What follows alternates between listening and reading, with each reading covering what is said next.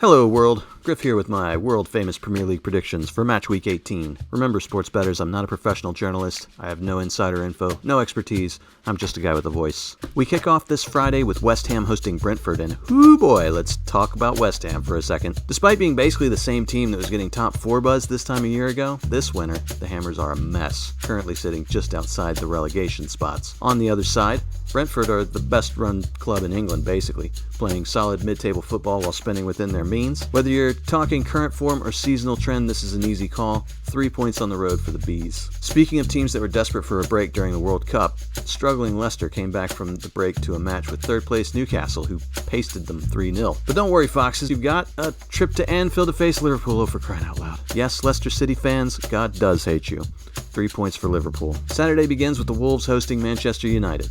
Wolves dug out 3 points at the death against Everton in the first match back from the World Cup. Manchester United, for their part, looked like they've forgotten the name of that Portuguese kid who left the club so abruptly. In other words, Wolves are awful and United are rounded back into form.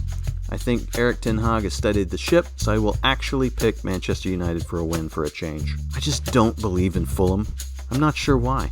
Sure, they're in 9th place now. They played well pre-World Cup. In the first match back, they shellacked Crystal Palace, a team I somehow hold in higher regard, but it's hard for me to pick them to win in any given week.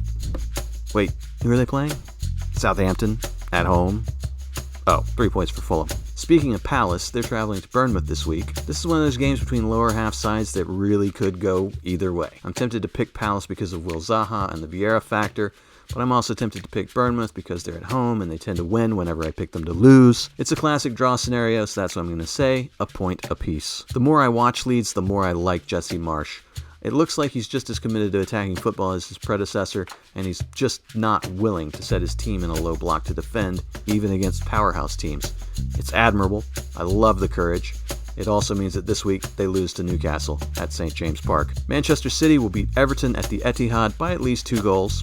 There, that's done. My beloved Gunners travel to Brighton to round out the Saturday matches, and I gotta say, I'm nervous. Brighton have basically taken up that mid-table monster position that used to be reserved for Everton or West Ham. Basically a tough team that gives the top clubs all they can handle but doesn't quite have the resources to go to the next level. But I'll not pick Arsenal to lose. Draw is a possibility, but I'm picking Arsenal to come out on top in the end. Sunday begins with Spurs hosting Aston Villa. Stop me if you've heard this one. Unai Emery will keep Villa up this year, but they're not going to challenge the top sides yet. Spurs are Spurs, but at home I think they should have a nice easy go of it, and I'll pick them to win. Last but not least, it's Forest hosting Chelsea. I hate Chelsea, and I think it would be really funny if Forest beat them, but they probably won't. The truth is, I haven't gone with any real upsets this week, so I'm going to leverage my bets with my hopes and call this one a grindy, gritty draw. And that's how Match Week 18 will go, kids. Remember to like this video and subscribe to the channel, comment down below with your own picks, pray for world peace, and be kind to others. See you soon, world.